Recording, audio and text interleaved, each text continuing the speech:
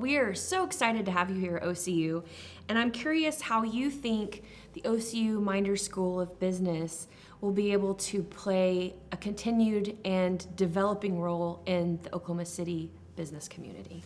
Well, thank you for that question, Megan. I think all educational institutions, especially OCU and Minders School of Business, has a significant responsibility to be good stewards of developing talent in the marketplace to meet the needs of corporate America, especially right here in Oklahoma City. And I think with regards to that, OCU and MSB could be tapped in as a resource for companies around here to develop talent, but also to upskill the talent for their employees.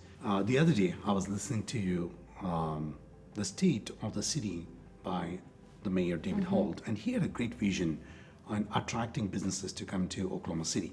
And I think OCU can play a significant role to be an integral part of those vision that he has in attracting businesses to Oklahoma City, where OCU, especially a Minders School of Business, can play a significant role in becoming a talent resource for developing the employees' talents. Oh, I love that.